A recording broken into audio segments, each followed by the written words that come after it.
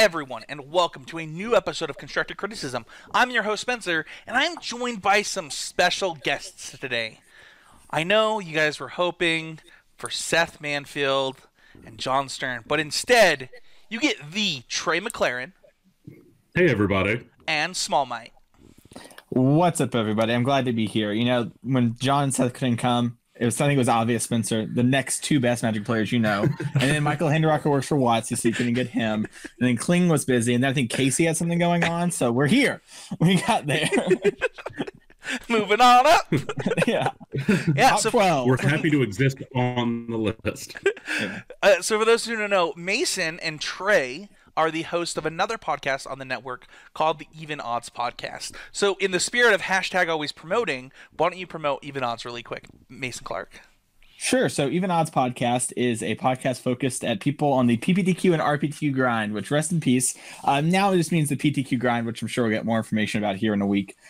But what basically is the show is, if you have been listening to CC for a really long time, we're kind of actually modeled after original CC. So we're doing a lot of episodes that are focused on things to help you improve as you're starting on the grind, where you're midway to the grind. You know, when me and Trey were talking about doing the podcast, there were a lot of podcasts like yours now that are really focused at the GP and higher up level, right? And some SCG podcasts out there too. But there weren't really many at the PTQ level. And so we really wanted to provide that kind of viewpoint and focus and what it's like to be at that point in the, the stepping stones, essentially. All right. So all right. So check that out over on the Constructive Criticism Network. Yeah, that's Even Odds Podcast. All right. So most of you probably know Small Mite over here, but you might not actually know who Trey is. So Trey, why don't you give people a little description about yourself, your Magic upbringing. I believe, you played on the Pro Tour. You have SCG top 8s. Why don't you talk a little bit about yourself? Sure. I started playing Magic in 1994 with the revised pre-release. So I've been playing for a long time and did the SCG tour for a long time, did a considerable number of top 8s in regards to that circuit, and then changed my focus away to going more towards trying to qualify for the Pro Tour and do Grand Prix and that type of thing.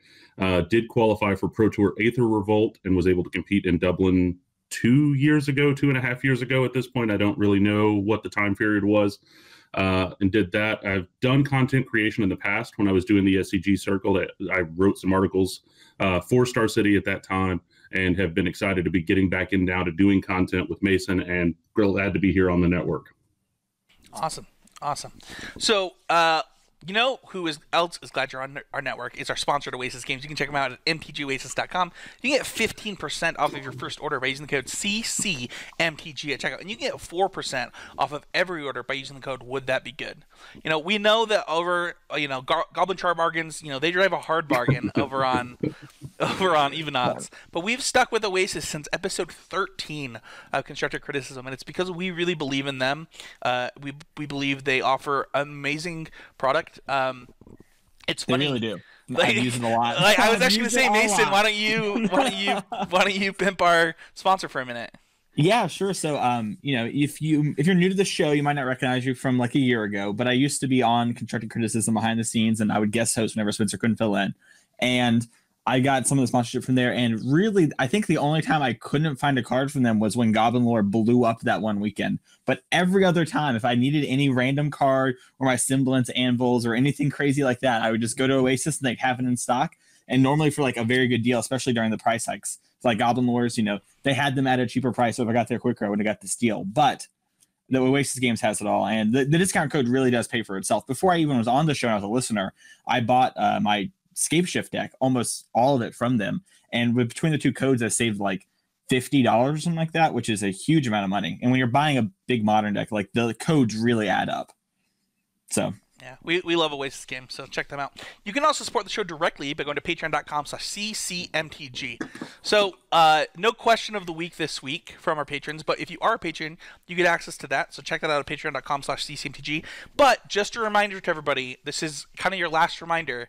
I will be Jon and Seth are at the Pro Tour. They're preparing for the Pro Tour in their testing houses, and that's why they're not on the show this week. They're preparing for the Pro Tour. There will be a Patreon only episode for patron of $12 or more with both of them. So what will happen is I will do an episode with Jon. I will do an episode with Seth. They won't be on together. We'll talk about their individual testing processes. I'm recording with Jon at 11:30 my time or something on Wednesday. And then I haven't set up for Seth's time, but it's right after deck lists are submitted. So we're going into this like, this is what I'm preparing for. This is what I think of this format. It's very in-depth content that they're sharing with their biggest supporters. So if you go to patreon.com, become a constructor critic, that's $12 or more per month. That's $3 per episode. That's where you can get that. So speaking of which, shout out to our newest patron, Alex. We appreciate you so much, Alex. It means the world to us. So no Always Improving this week, none of the regular stuff, because we have an in-depth episode on Modern. This is crazy, guys. So we're doing a mega rankings. So since the banning of KCI, we have given points to every deck in every SCG Classic, every SCG Open, every Grand Prix, 1 Open, 1 Grand Prix, and every Modern Challenge on MTGO. And so the way this breaks down is they get 6 points for first, 5 points for second, 4 for top 4, 3 for top 8, and then 2 for top 32, which is the most that any of these events had listed. So with that being said, I believe there were, let me just pull this up. So there were 37 decks got points, and there were 454 points available, if I'm not mistaken. So we're going to be going over the top 10 decks from this. And in 9th, 10th place, we have a tie. So we're going to start there. With 19 points, we have what many not too long ago considered the best deck in Modern. Mason's baby, Sprits. Mason, I want to start by saying the biggest fall from grace here is 2 decks to me. Number 1 is Humans, which, just completely has fallen off the map. And then number 2 to me is Sprits, which has, climbed all the way down from the top 5 into barely making the top 10. Yeah, so just so people know, Humans had 12 points on the list, so it was coming in actual last of the top 16 in 16th place. Is that right, Spencer? Yeah, it was the last deck with at least 10 points. Yeah. Honestly, I think Sprits, when going into the RPTQ for the last format, I was kind of worried about the Arc-like deck. And now that KCI is gone, one of Sprits' best matchups have left the format, and some of its harder matchups in the form of Dredge and Blue-Red Phoenix are rising up, and then close matchups like Burn are also on the rise. So with those 3 decks really going up in popularity, it's not surprising for me to see Sprits go down. It is surprising that it actually placed higher than Humans. I thought they would kind of switch roles, and I thought when we'd be doing this episode, I was fully expecting Sprits to be 15th or 16th on the list. So I'm actually surprised it's as high as it is.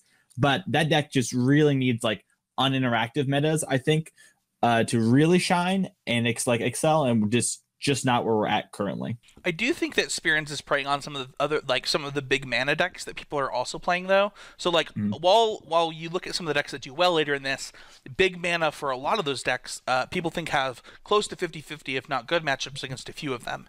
So, it kind of, and some of the other decks that are doing well. I share a different opinion than a lot of the Titanshift players on, what we have good matchups against on here. But, the deck that's tied with this deck is Tron. But before we move on to Tron, I just want to mention that Tron, for example, is really good against, in my opinion, really good against the some of the best decks in these power rankings. And because of that, I would have expected that deck to be higher. Trey, what do you think about Tron and Sprits?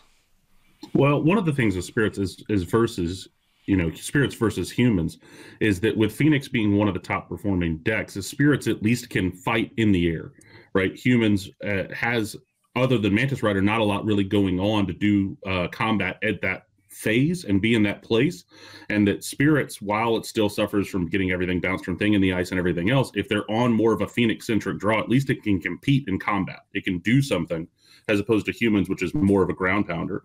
And so I think that may have something to do with it being able to at least put up some showings. In that regard, at least it can that access. Yeah.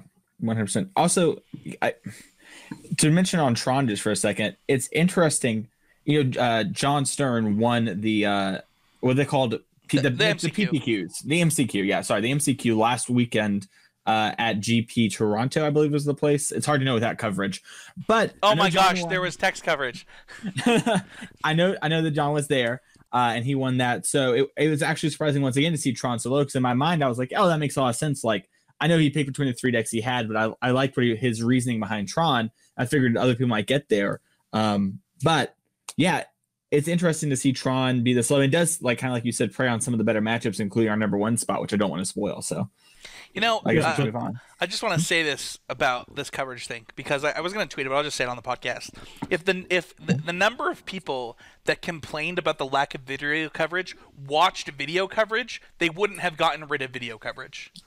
Well, that's not true. There's such a small majority of the community that complained, so that wouldn't have helped at all. That's just not true. Like 10 people. Not true. It might have added dozens of people to the viewership. There are dozens of us. You guys should see the ratios that Channel Fireball and Watts here are getting on Twitter. It's like this has 2,000 comments, and they're all bring back video coverage. It's like, none of you watched. There's no way all of you watched video coverage. No, I think Tron sits in a really interesting place. One of the things that I think about with Tron is, like, it's kind of the big mana deck that's just kind of consistent. And so I guess it and Titanshift are both really consistent decks, but when you look at them, like, I could see myself being able to build Tron in a way to have really good matchups against, like, some of the up-and-coming decks, right? Whether it's, playing main deck Thrag Tusks for burn, whether it's, attacking Blue-Red Phoenix, stuff like that. I do think that Tron has an ability to kind of shift, because there's such a large hive mind that's worked on it. There's so much technology that you can look into to build your Tron deck correctly. I kind of thought this deck might go a little bit higher. Yeah, I agree. I echo that statement a lot. Yeah, and the other part about it is that I always expect Tron to be in the top 10 no matter what the metagame looks like, because it does what the thing is that it does, like you said, very consistently. And the thing that it does is inherently powerful every time. Like, regardless of whether it has good matchups or bad matchups, if it just plays like Karn on 3, that's probably going to do a good thing, like, overall against most of the decks, even if it's a deck it would traditionally not have a great matchup against.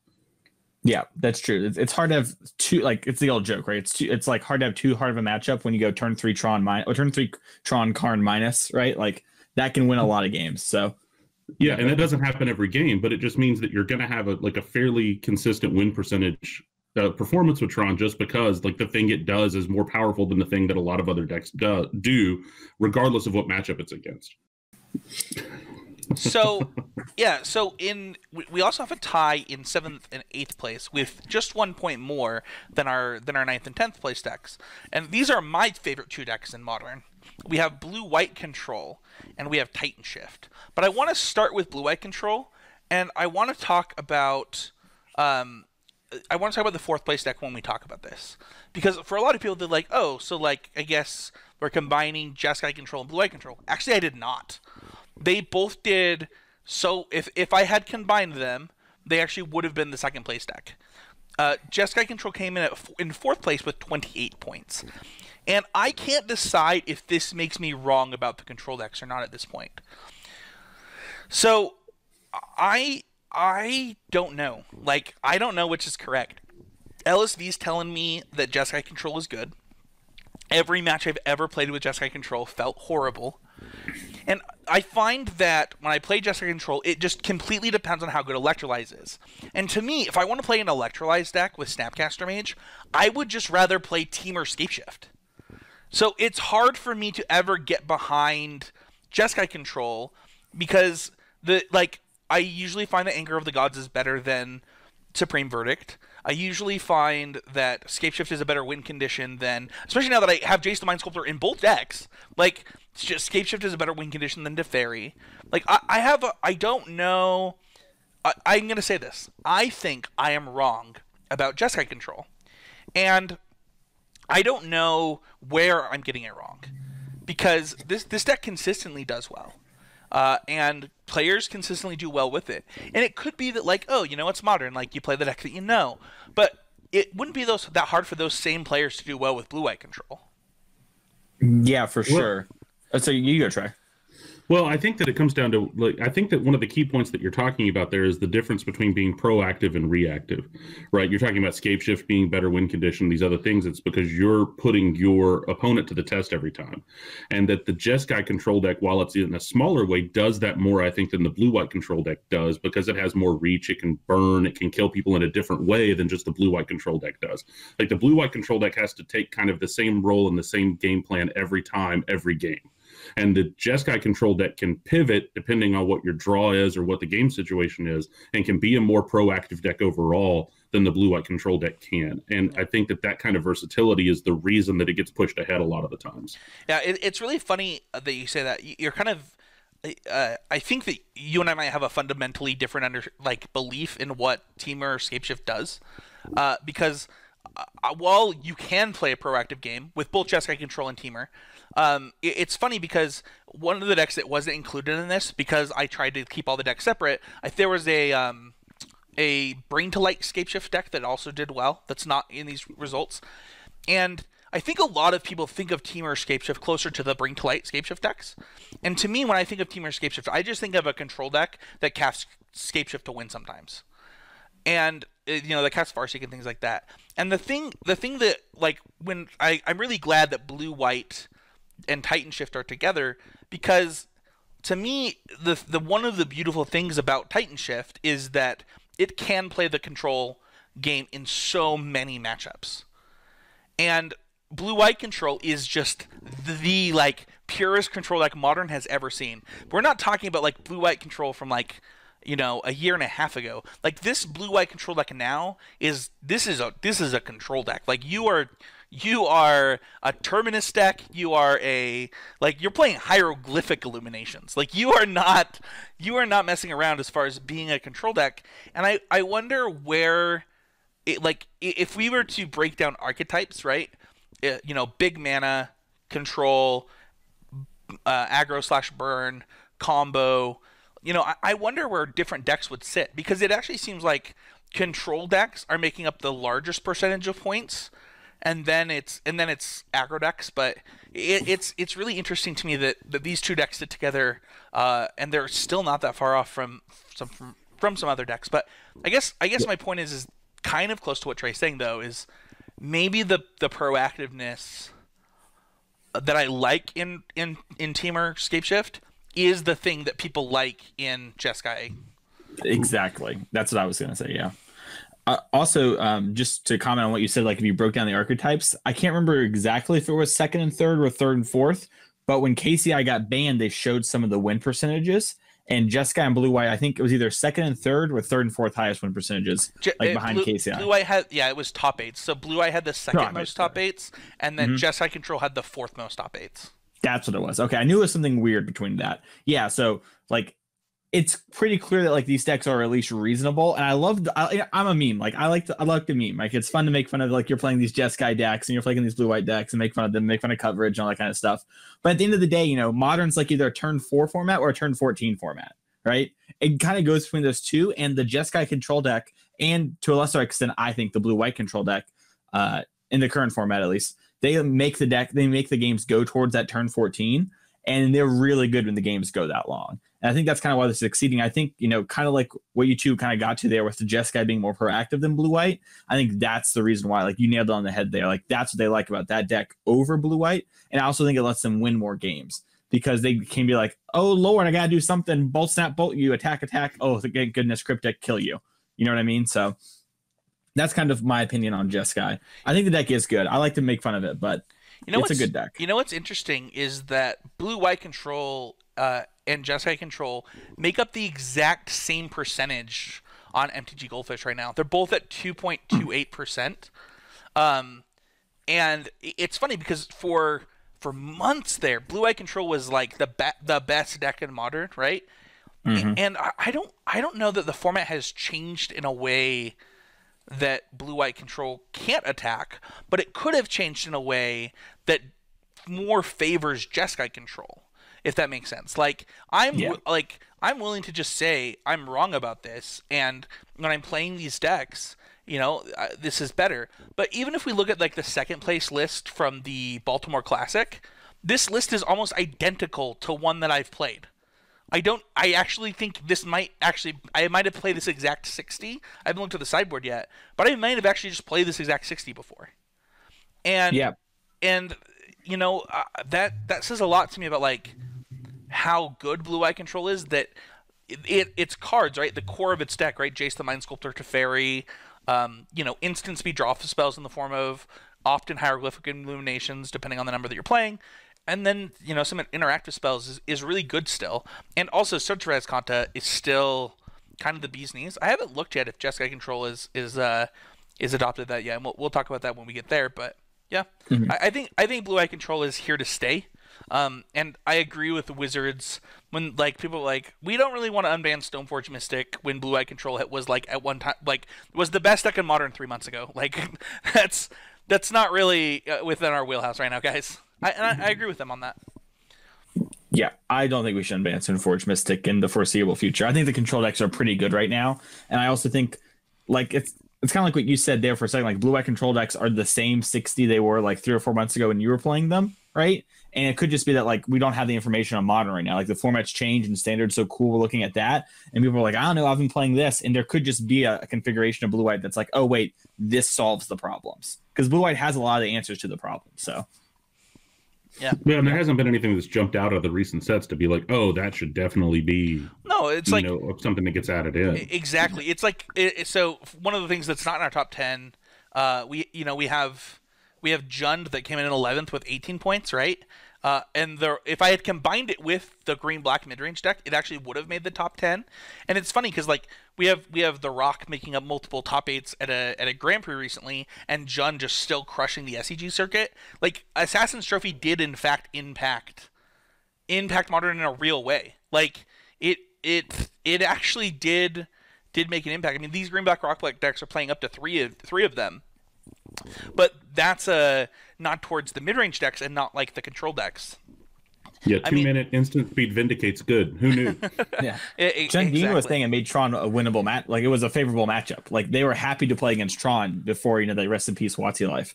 But yeah, it's I mean, and it answers tons of problem, like having these main deck answers for Teferi, which had turned into one of the best cards in Modern for a minute there. There's the changes to the format are certainly definitely not for blue-white, other than it getting Teferi and Jason banned kind of culminated into a real deck. So let's talk about Titanshift really quickly before we move on. It also came in with 20 points.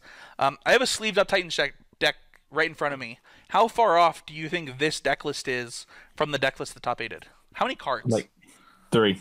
Oh, so many more. Oh, really? Oh my gosh, guys! Titanshift is it's going through a transformation to attack this format.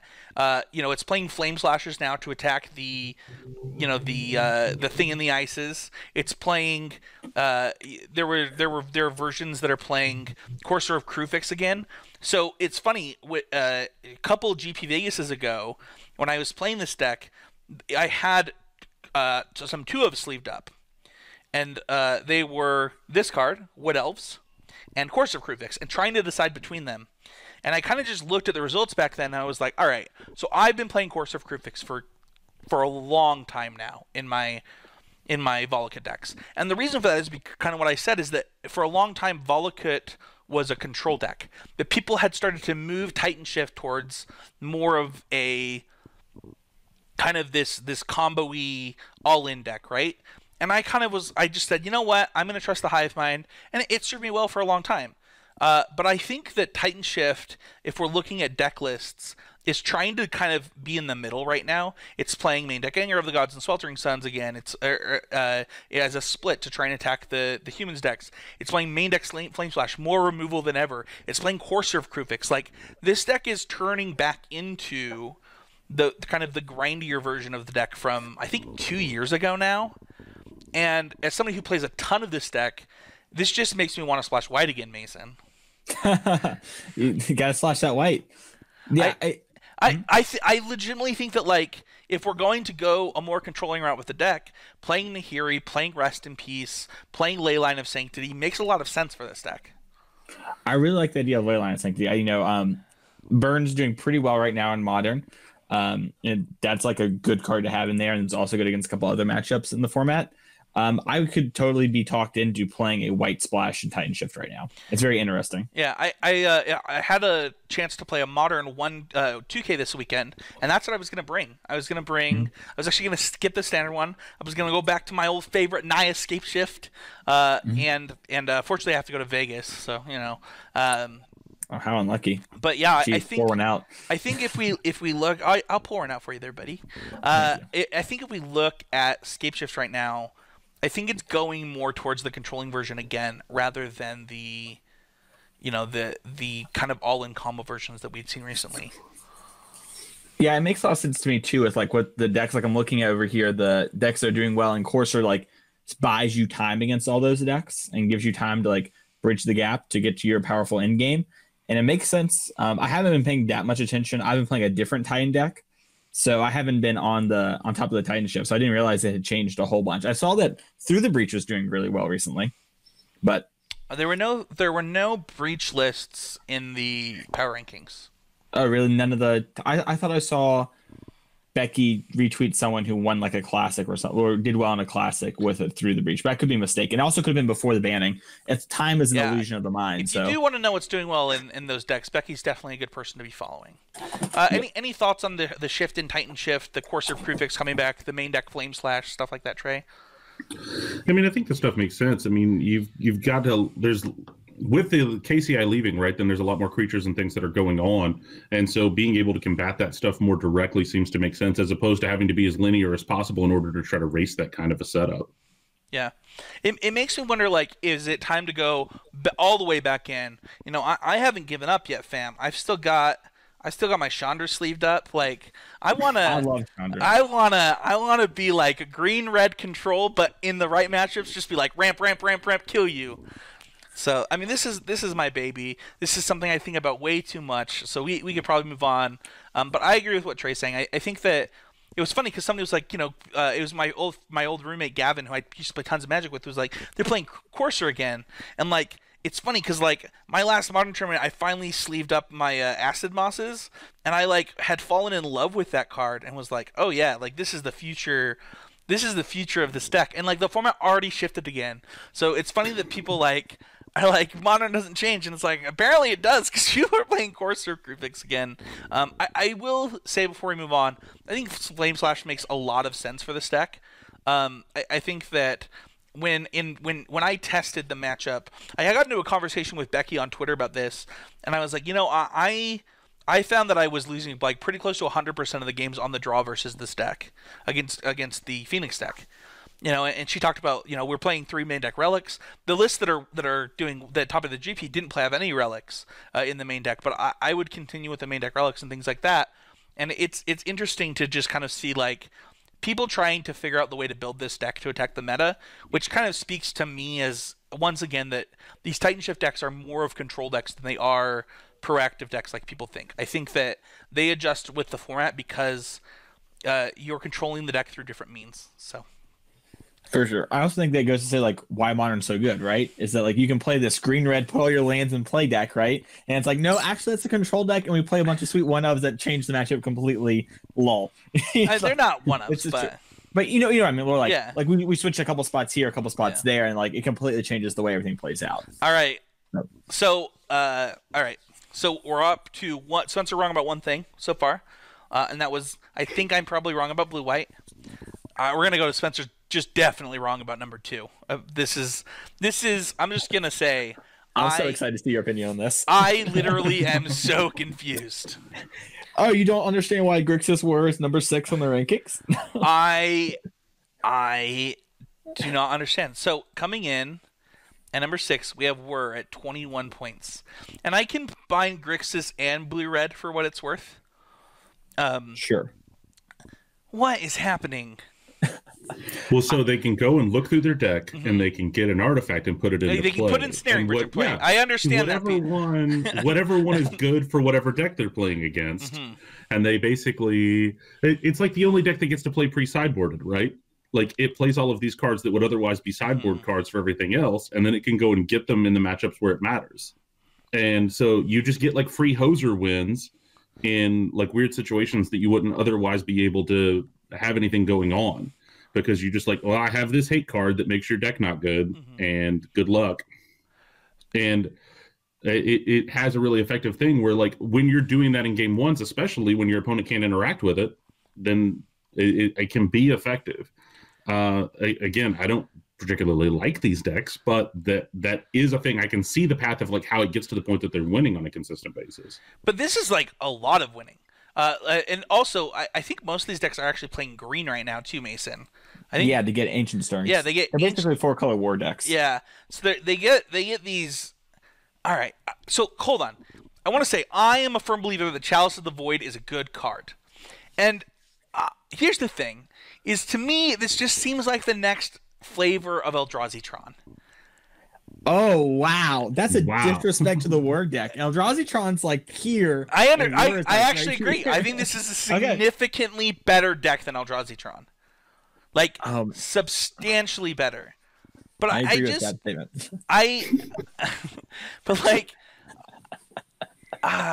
so I've played against this deck a lot. I remember the first time I played against it, it was for 5-0 on an online Modern PTQ, and I was like in a video chat with people as we were all playing, and I was like, I have no idea what my opponent's doing. He just cast this, and Michael Hinderacker's like, oh, like he's playing Whir Invention, and like shoots me a deck list, and I was like, how does this deck win? and I beat it, and then I played against it 2 more times. One of them was against Master of this deck, for what it's worth, Jody Keith, where we didn't get to finish our match because my teammates had already lost at the Grand Prix. But man, like, I am just wrong about this deck. So there's a few things that I know I'm wrong because of. I think Welding Jar is substantially better than I think it is. So I think that's probably like the number one thing that I'm wrong about. I think that I know how good Crucible of Worlds is, and they're probably playing it in matchups different than the ones I'm thinking of. Well, there's no way, because they just, like, it's good in every matchup with this deck, right? Yeah. I would say the trick to the Welding Jar is because their cards are so powerful and the matchups they are, that's what makes Welding Jar so good. Right. What I'm saying is I'm probably underappreciating how good. I know I'm wrong about this deck. Like, I thought this deck was like a flash-in-the-pan, horrible BS deck. And I'm saying, like, as people have worked on this deck and added Ancient Stirrings and worked on its sideboard, I think I'm wrong, and the deck is probably just good. Yeah, I didn't think you were saying it was bad. I was just kind of adding on to it for maybe listeners at home who didn't get the why Welding Jar would be good. But yeah, I think this deck is good. I think it's one of the better prison decks. You know, and Trey like kind of half joked about how you can play all these sideboard cards main deck, but it really is just like the best ensnaring bridge deck right now. And Modern's mostly a creature format. And we look at a lot of these deck lists, they're either creature decks or control decks, and this deck can do things against both of them. And so it has a little bit of a clunkiness to it. I think that's why we don't see it convert quite as much. But I expect it to get better. I actually think there's a better artifact deck than this in the format, but this hasn't had time to have the results yet. I think it's gonna be a couple months, but I think the War deck is really good. So I do like the 4 Glimmer Void, 4 Spire of Industry mana base. That's the hotness. What is the deck? I appreciate that chef's kiss. What is the deck, Mason? The artifact deck you think is so good? Oh, so Canister recently tweeted the Symbols. Oh my gosh. But no. I don't think that version of deck is actually that great. What I think it proves that the shell that Mirror Retriever, Scrap Trawler, Psy is good, like outside of KCI, and there was debate as to whether it was or not. And I think that proves it. I think that's going to get people to explore that shell more. And I think we're going to find something that's maybe a mixture of the two. Something Scythe ends up getting banned. That would not surprise me. Yeah, like I think that shell is powerful, and this is like, hey, we could play with these like pretty terrible cards, and maybe that is the best version, just needs to be tuned more. But we can play with these really terrible win conditions and cards, and we can win games. So if we give this deck like a year, what's going to happen? And the last time I felt this way was Phoenix, and the time before that was Humans. So I'm just trusting my gut on this one. Yeah. So back to Whir for just a second. I think the thing that I always thought this deck was bad because of its matchup against like counter spells is actually pretty rough. And I'm kind of looking over the deck list. I haven't played Modern since I guess I played Volkit once, but I haven't played Modern in a while outside of some Grand Prix, and I think that nothing that I'm seeing has changed my opinion about like its matchup against control decks, which is actually probably why it misses the top 5. Like that actually makes sense. Like this deck is really good against creature decks. I actually don't know how creature decks beat it. And then it has a rough matchup against negate. Yep. Yeah, but I think that's kind of the story of Modern, right? That like the meta game is generally so diverse, and there's so many different type of decks. Like you're going to have something that's a whole that you're going to have a rough time against, and it's just the nature of the format overall. And this deck has just kind of placed that's its whole, right? Like that's where it is, and they're willing to like take a bath during that. Yeah, I think so too. I have not played from either side of this matchup what it's like against Burn, but I would be curious to see. I mean, it's playing 4 Spellskites in the sideboard, plus like it is Witchbane in the main, right? Yeah, Witchbane in the main. Yeah. So like, it clearly needs something for the Burn matchup, and it's probably Witchbane or being the. I saw. Oh, sorry. Oh, go ahead. I was gonna say I saw a list recently tweeted that did well in events that had the black improvise -X game life equal to X. Battle of the Bridge. Battle of the Bridge. Yes. So people were playing that as a way. So I think that matchup is probably rough, and they probably lean a lot on like, here's an early Witchbane Orb and get a bridge after that. Well, it's kind of hard, right? Because like you put an early Witchbane Orb out even post board, and it's like, that's nice. Here's my Cinder Vines or my Destructive Revelries, like. My Eidolon of the Revel. Yeah. Like that's pretty good against your Ensnaring Bridge plan. Yeah. So yeah, the matchup's probably rough. Yeah, I can't really bring back these Pyrite Spell Bombs or stuff like that. Yeah.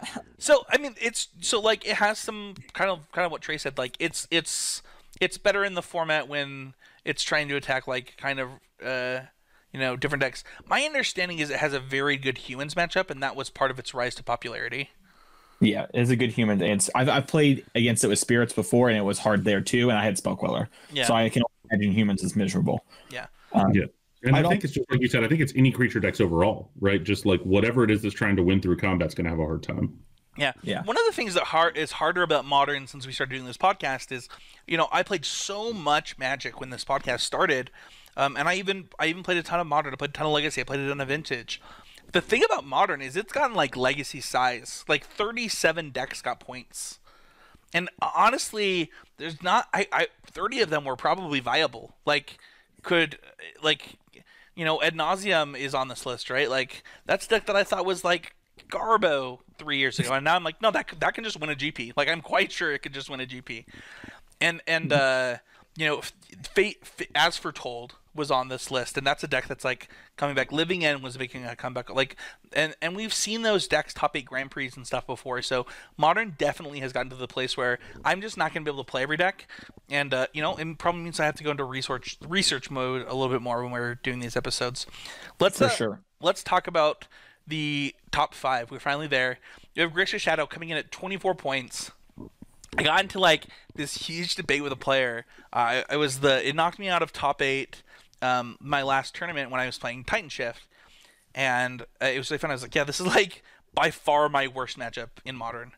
And this player that's like 2 seats down from me was like, oh, I literally can't beat Titanshift with this deck. I was like, I literally can't beat the card Stubborn Denial, so I don't know how you can't beat me. Me and my Pro Tour invite back you up, Spencer. Woo, wish you didn't get paired against that.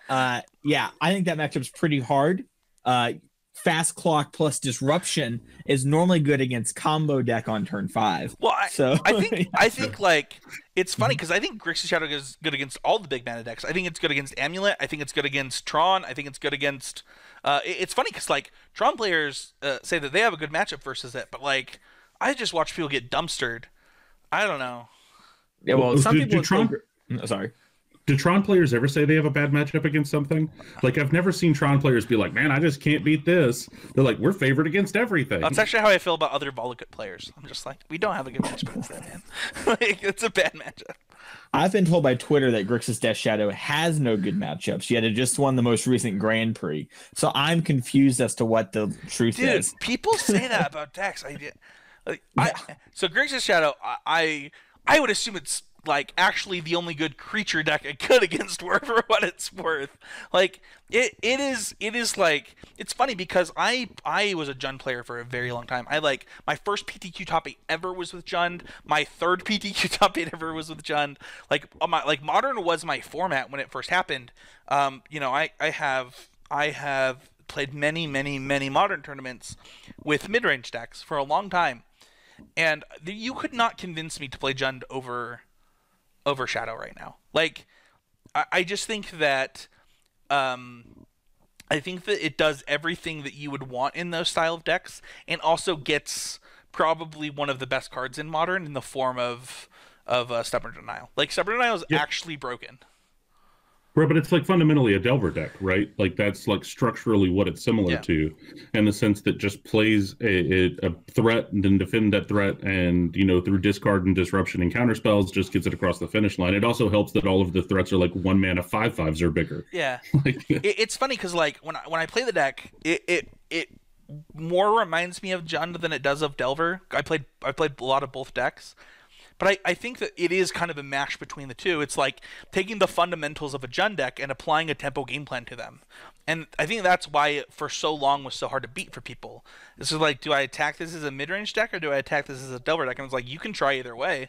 Like, it kind of depends on their draw. Yeah. I mean, I don't know. Like, this deck is really, really good. And I am not surprised to see it making a comeback in Modern. Yeah, I feel like for it to be a Jund deck, it needs more clunky 4-drops. Yeah, does the deck even have a 4-drop? No, it plays 7 drops or something, right? Yeah, 1 through 7, the old curve. I think. Oh, go ahead, Mason. Oh, I was just gonna say, I think you hit it on, like, you two hit the nail on the head again, where it's like it has Jund aspects of plays a Delver game plan once it gets a creature on the board. I think that's really powerful in Modern, especially like when it curves out right. It's very hard to beat when the deck curves out correctly if you're not playing like just a bunch of creatures that can interact with it. So yeah, I think that one of the things that has kind of impressed me about this deck, for a long time I was like touting the Sultai versions of this deck. Like, I really, really liked them. Is Pascal 3000 Pascal Maynard? I think, but I don't want to. I think so, but I'm not. I wouldn't put my life on it. He just 7-0'd with the deck as well, but it looks like a pretty close version of other things. One of the things that has always impressed me about this deck is like its ability to kind of change its 1-mana cards, right? Whether it's starting to play, whether it plays extra Inquisition's main. The version that he just 7-0'd the challenge with had Faithless Looting in the main. And the number of Snapcasters that it plays. And it's funny, or if it plays Mishra Bauble or not. And it's funny because people are like, oh, this deck has locked in its 72 cards. And it's like, no, it's not. Like, this deck changes so much, but people kind of don't respect it. The number of lands it plays changes all the time. Whether it's playing Ceremonious Rejection changes all the time. Whether it's playing main deck Liliana or not. Whether it's playing Temur Battle Rage or not. Like, it's actually really hard to play against this deck because it morphs into so many different decks. How many Stubborn Denials it's playing. It is. I think that people have like gone to a few things. I think that you can say that they're going to play 4 Thoughtseize and 1 to 2 Inquisitions. They'll have 4 Death Shadow. They'll have 4 Street Wraith and 4 Gormag Angular. They'll have 4 Fatal Push unless they're playing Lightning Bolt. Like, it's just. It's well. Also, some people are trying Terramander. I don't know if you've seen that. I've seen some 5-0s with Terramander in there too. Yeah, that people makes are sense. trying weird. Yeah, a lot of crazy stuff can happen. Yeah, it regularly will lose to whatever the supposed outdated version of this deck is while that's going on. It's like, well, nobody plays Temur Battle Rage anymore, so I'm not going to play around Temur Battle Rage, and now I'm dead to Temur Battle Rage. Yeah, it looks like the 7-0 version might have just been the first place version from the... So he 7-0'd right after the deck took first. Love it. Smart. Get while the iron's hot. Yeah, I think that's also kind of like you kind of hit on something, and you've said it earlier too about Titanshift, but like I think it happens a lot in Modern. People think like, oh, this deck is this, and in reality, like it changes up like a little bit. And Shadow's a more like it can do it a lot more than other decks, but a lot of the decks we're gonna talk about, except for our top 2, really change up cards a lot. Oh, and so for what it's worth, the number 2 deck, I just combined all of them because there's so many versions of them. Sure, but yeah, that's fair. But like, you know what I mean? Like, kind of the main game plan is pretty similar there. You can kind of see what's coming. So I think that people like to be. Maybe I shouldn't say it the other way. I was about to insult Modern players. Ooh, insult them. They love it. Modern players aren't passionate. I think that a lot of players like to feel really smart. So they will definitively say things about the Modern format, when in reality, in Magic, it's really important to be able to adjust.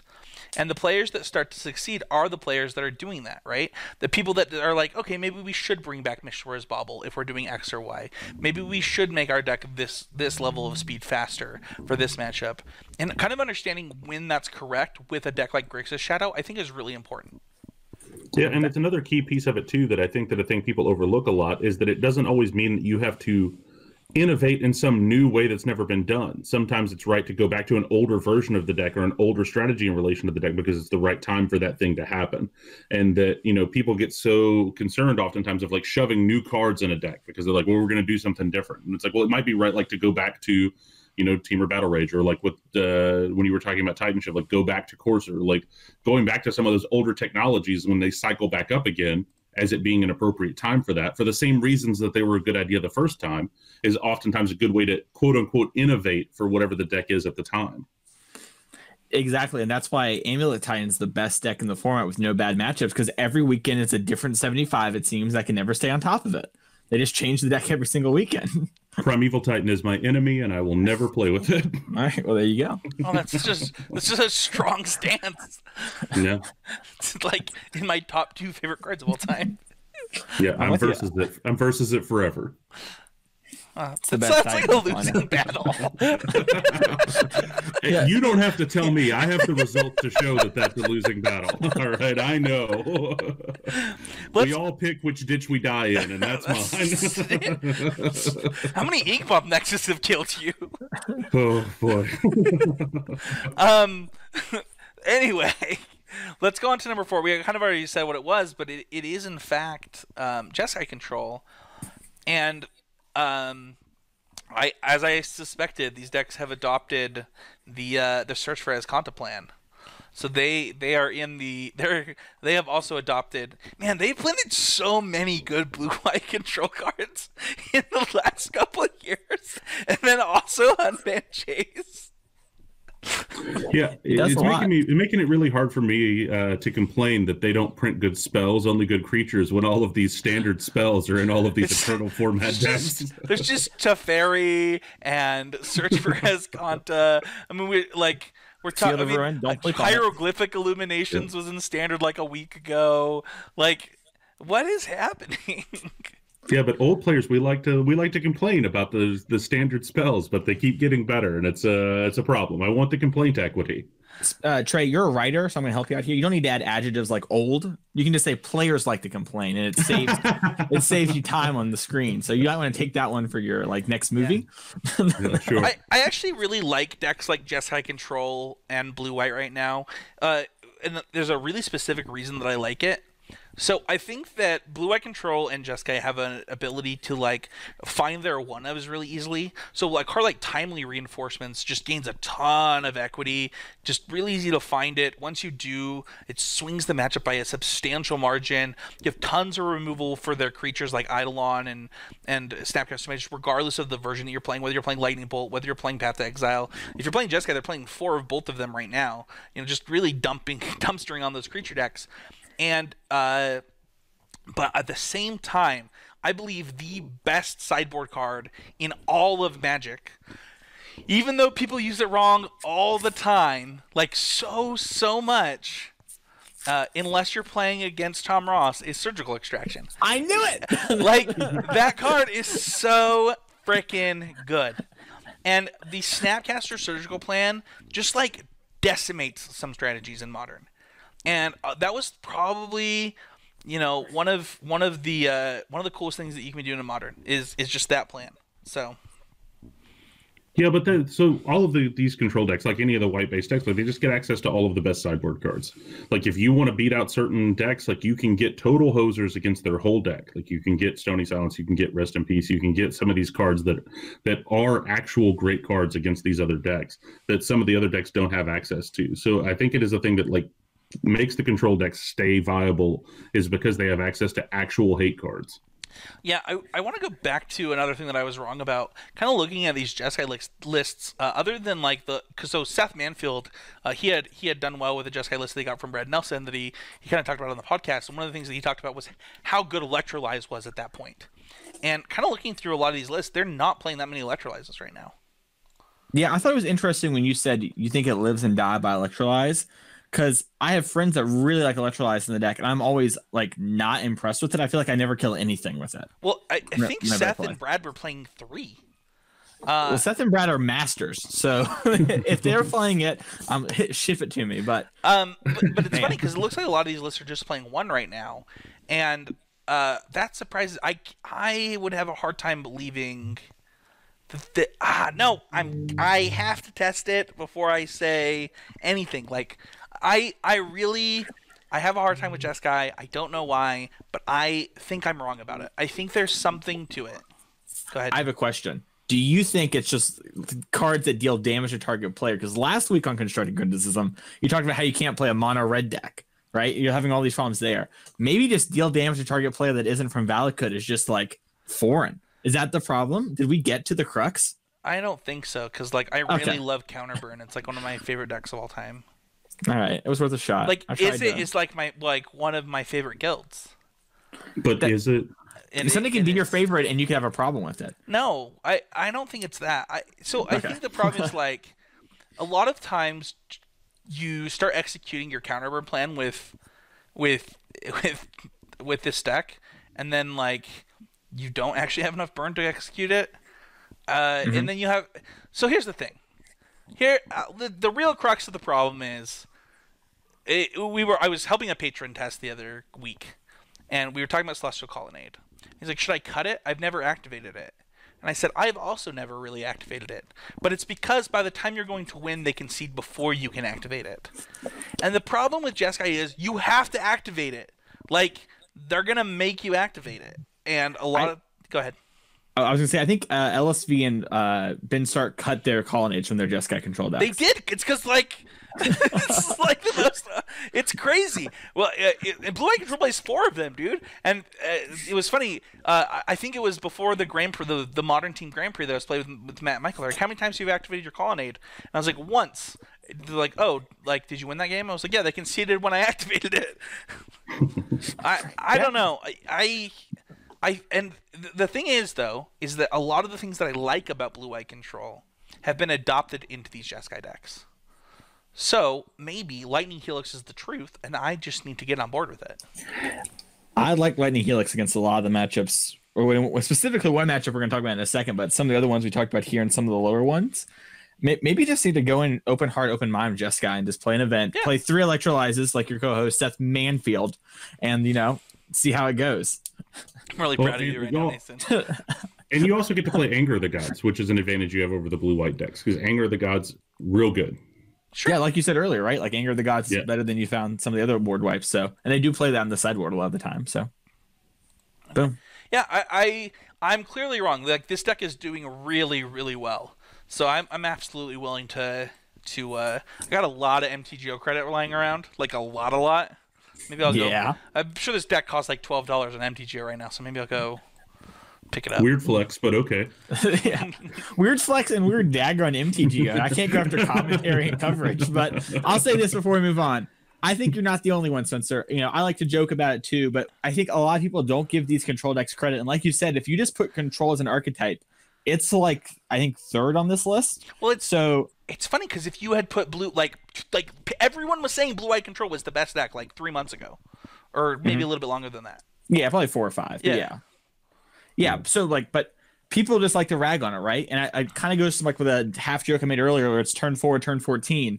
These decks really do make the game go long, and when it gets to turn 14, these decks are really unbeatable, and they do a good job. I just don't want to try a lightning bolt on turn 14, man.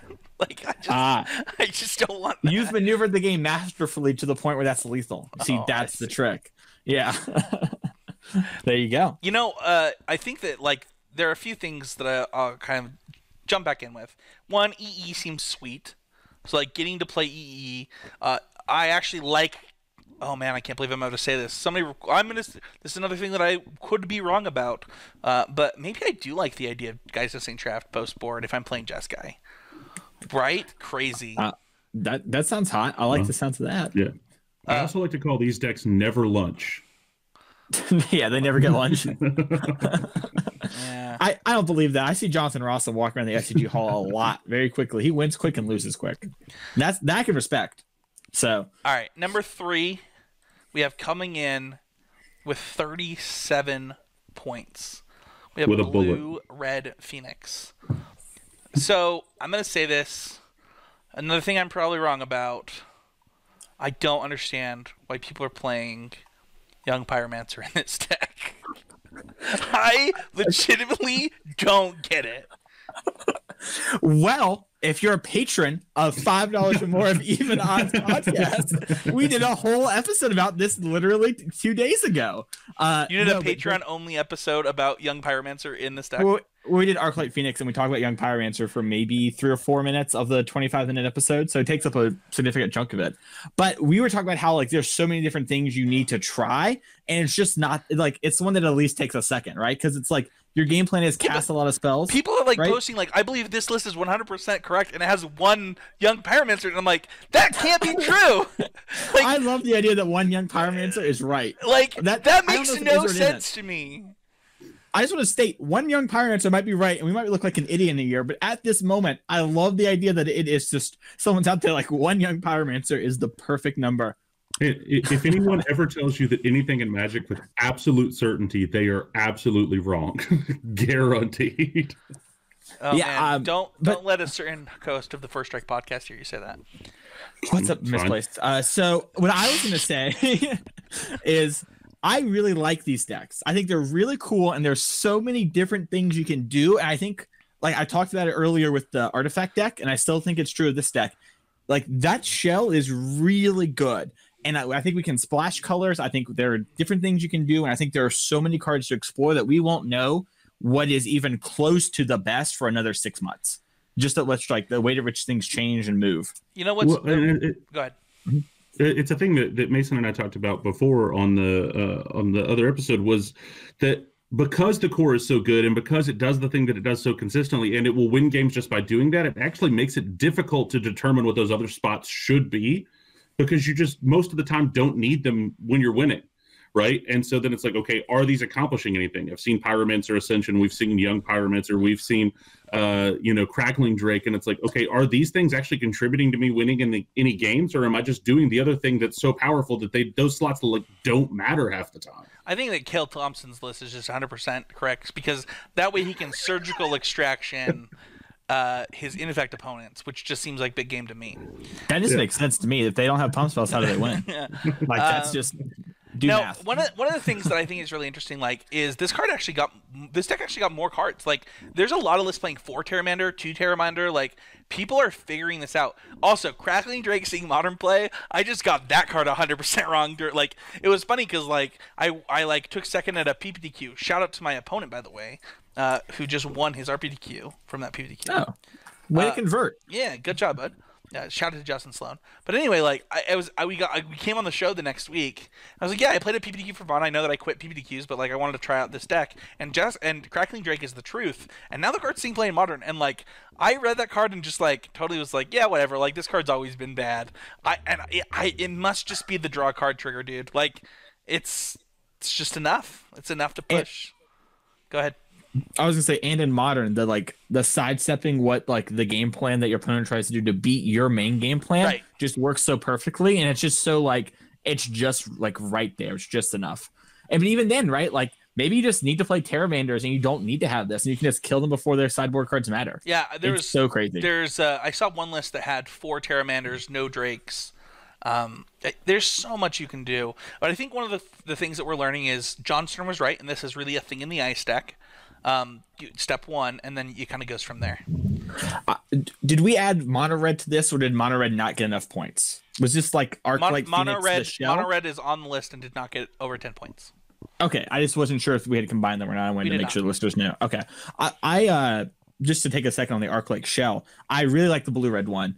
Just like as a concept, and while I think I might personally play red because I think there are more uninteractive decks before we had this show, looking at the list now and talking about things, I actually really like where blue red sits on it, and I'm interested to try out some of the splash stuff. Like I would want to see what we can do with a third color that's like almost free, like light splashes that we can get off our fetch land for sideboard cards. And I'm really excited to see where that goes and what we can do with that. Is that something you've looked at, Spencer, or thought about? Is like the Jeskai Arc-like decks? I think that there's not a reason to do a third color. That's fair. Like that could just be the answer too. Like I think that the ability to just like be a very, very consistent thing in the ice Arclight deck is probably should be like. It's funny because I actually think Arclight is like a pretty terrible standard card, and like the idea of being an Arclight deck is pretty silly. But I think that Faithless Looting basically fixes all of my problems with Arclight. Yeah, I would have a hard time like seeing what you would want in white, because typically if you're playing a third color from like a streamlined deck, it's typically for sideboard cards, and I just don't know what color is gonna fix a matchup. But I haven't thought about it a ton, so. That's totally true. And then Ryan Overturf, he did well with the Teamer deck, which I thought was like, that deck was crazy to me. Like we looked at that before we recorded the episode, and it's like 4 Mishra's Bauble, 4 Traverse the Open Wall, and then like had 1 green sideboard card, and like the bullets were Magus of the Moon. So it's clear you can do whatever, but I'm with you. I don't know if it's right or not, but it's something where I want to explore. I haven't put enough thought into it. I'm kind of just talking out loud. I was hoping you had. No, that was my first thought. You asked me that question. That was my first thought in the whole thing. Well, but and the thing with it is too is I think a note with this is that these decks are far from solved. Like there's a lot of exploration that still can center around this engine that could lead us in a lot of different directions from where we are right now. And it's just about what pulls you in that direction, right? And I think you asked a good question there, Spencer, of like, okay, what pulls you in a desire to want to play white? What pulls you in a direction of wanting to play green? And correctly identifying that I think what pulls you to blue versus the mono red is Thing in the Ice. Like that's the reason to be the blue deck. And then the mono red is just because of the efficiency of the burn and your clean mana. Yeah. Just to be clear, none of this is going to matter because the Sultai Nexus deck is going to just take over and destroy Modern. So.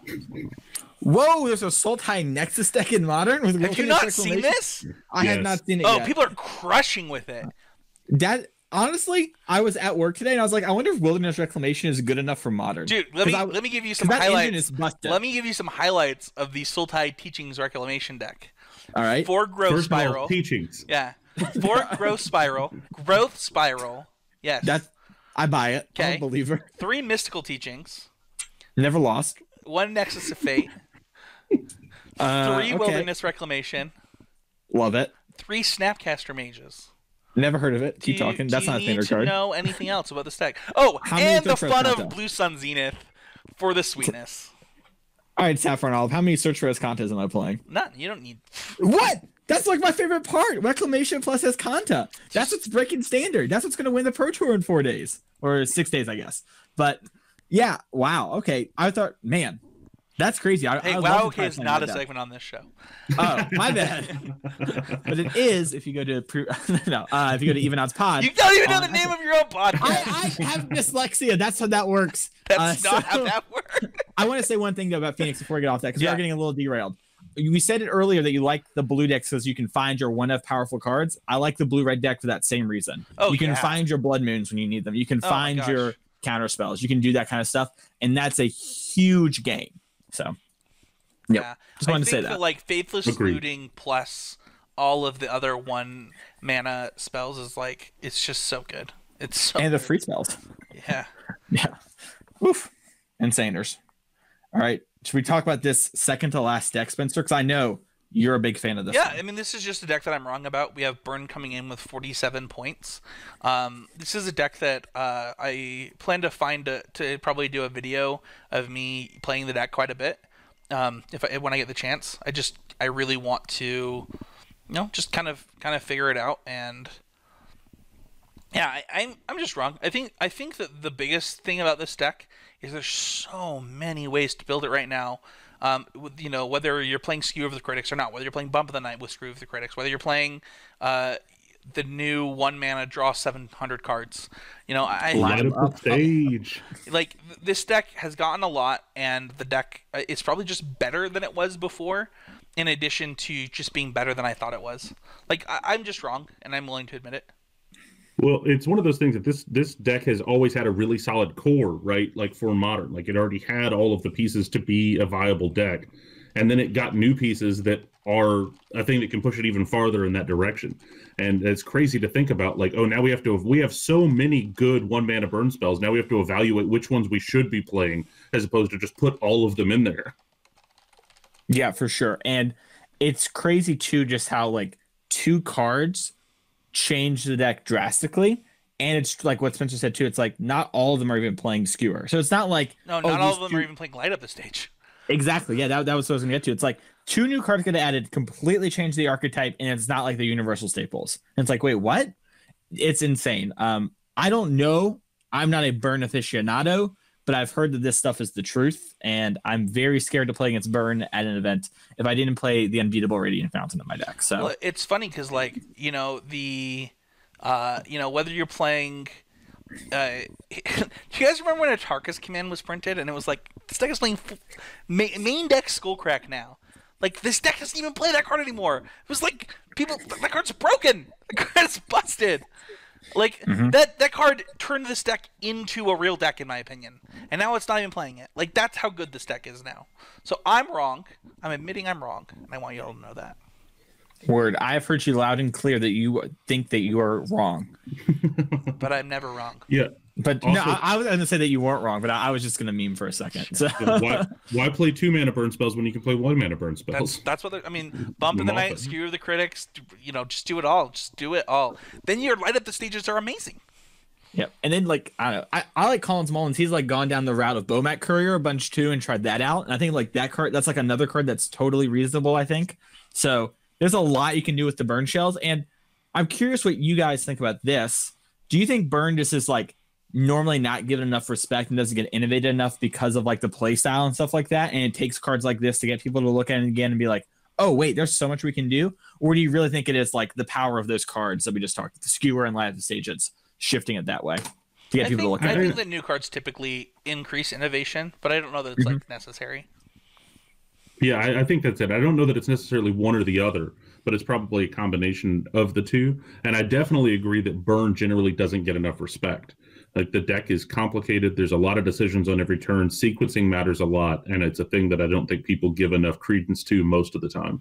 Fun fact, Deflecting Palm is the card I've signed the second most of. Is Gray Merchant Asphodel the first? Yeah, by a lot. Yeah. You know what's funny? I didn't give that card a 0 on the set review. Casey did. I did not. Well, when you're the face of the show, the good and the bad come to you. No, I mean, I think that card was like the worst card in Mono Black, but like, that doesn't mean that like it was just funny because people were like, Spencer, this is unplayable. I'm like, no, I just think it's the worst card in the deck. It's funny to me because that's like such a huge part of CC and it gets brought up so much in like card evaluation. Yet I have never heard that episode before, and I would like I don't know where to find it because I want to go back and. All right, I'm gonna go and find this part of it because it's like such a pivotal part of this thing I'm such a part of that it's like weird. I don't know. You know what I mean? It's just like a weird moment. It's like if you didn't know about like the Declaration of Independence and you're an American. You know what I mean? It's just weird. You should know the Constitution, guys. You should know the Constitution. Let's talk about our number one deck. We have Dredge coming in with 51 points. I don't know that I'm wrong about this, but I'm surprised by this. Well, I think this is a tale as old as Magic. It's as old as Dredge, at least. Yeah, sleep on Dredge, die to Dredge. That is the way that it goes. Always and forever. As long as Dredge has been a legal thing, if you sleep on Dredge, you will die to Dredge. So there was a lot of events going into the points for this. And I probably text Mason 1.5 events through, and I was like, Dredge is definitely going to be number one. It wasn't even a question to me. Even there was so much room for people to make up, I was like, if this is a trend already through 1.5 of these events, it's going to continue to be a trend. And there was a point where Burn overtook Dredge, and then the last 2 events put Dredge back over. It was like, yeah, like people just have like forgotten about Dredge. Or one of the big things that happens with Dredge specifically is that people start to attack. They change their graveyard hate to attack certain decks and think that graveyard hate will be good enough specifically for Dredge, and it never is. Like, if you're going to be Dredge, you need Dredge hate, not graveyard hate, if that makes sense. No, absolutely. And I think that's a key point of how we've gotten to where we are right now. And it's the rise of Phoenix that I think in some ways has contributed to this, and then the banning of KCI, right? Because of KCI, people had a lot of generalized graveyard hate.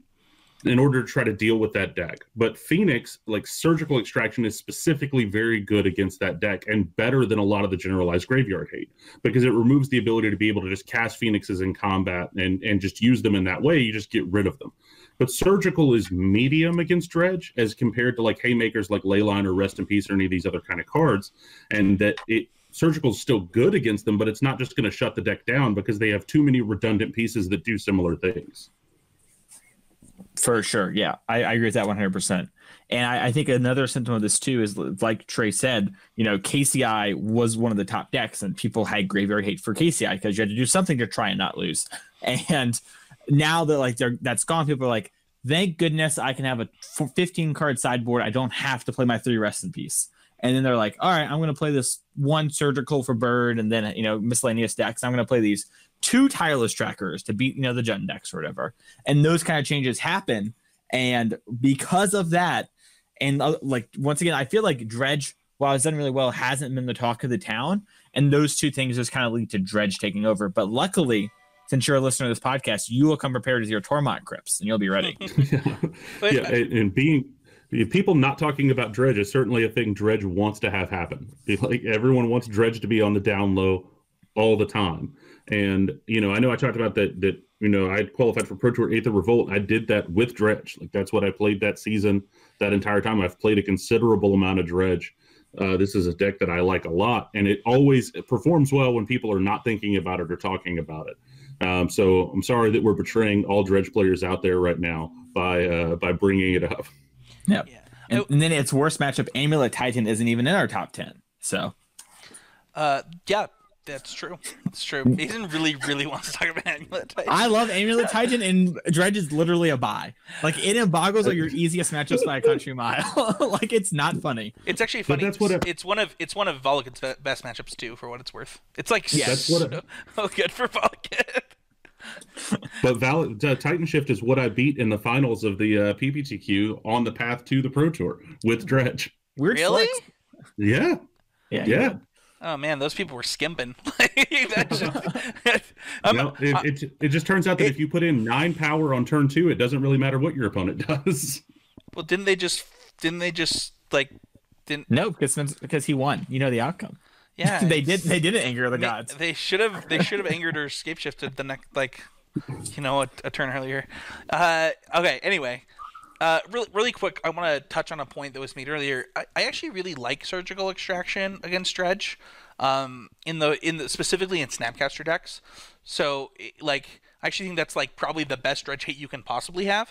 So I think that I'd caveat the Surgical comment with, if you actually play Snapcaster Mage, it's actually the actual best hate. Well, but that gets into a different situation, right? Because there's a limited number of decks that play that combination, but there's a lot more decks that are playing Surgical as their hate that don't have the Snapcaster. That's fair. But that is a good point, that Surgical plus Snapcaster is a different kind of deal, and it is better. Yeah. I have where do we fall on Rest in Peace in our Snapcaster decks? Because I like Rest in Peace in my control decks. Where are you two? I don't even think there's a reason to play Rest in Peace when you play Snapcaster Surgical. Interesting. Trey, I'm still pro Rest in Peace. Okay, that's a debate between control players, and I don't play either deck. I was just curious. And I don't know that it always has to be just one or the other. It's always possible to have a mixture in order to target different things and give you more coverage. Yeah. That's totally fair. Yep. All right, so that breaks down our top 10. Number 1 right now, Dredge. Number 2, Burn. Number 3, Phoenix. Number 4, Jeskai. Number 5, Shadow. Number 6, Whir. 7 and 8, Blue Eye Control and Titanshift. And 9 and 10 are Tron and Sprits. If you want to see the entire top 16, go to patreon.com/ccmtg. Become a patron of $3 or more per episode. That's $12 per month. And join the Constructed Critics group where there's a conversation going on about it right now. That is going to do it for us this week. Sorry that your Amulet Titan deck didn't make the top 10 there, Mason. You didn't even ask what deck we would play this weekend, so I didn't have a moment to talk about it. I was so ready. I thought that was my end. That's not your end. Amulet's so good. There's so few people play it. It's not as hard as it seems. Keep go out there, people. Fight the good fight. Trey, what would you play this weekend? Blue Red Phoenix. I've been playing a lot with the deck. I like it a lot. Unless I was playing at the LGS, and then I would play Blue Black Mill always and forever. I think I would play Blue Eye Control, but I've got Titanshift sleeved up, and that's what I was going to play at my next event anyway. So I'd probably end up playing that. I would play Naya Titanshift. Let's be honest. Wayward Sword Tooth. No, that hurts so bad. It's so good when Gutshot and bolts everywhere and people are killing your little 1/1 friends. True. Yeah. So thank you everybody for listening this week.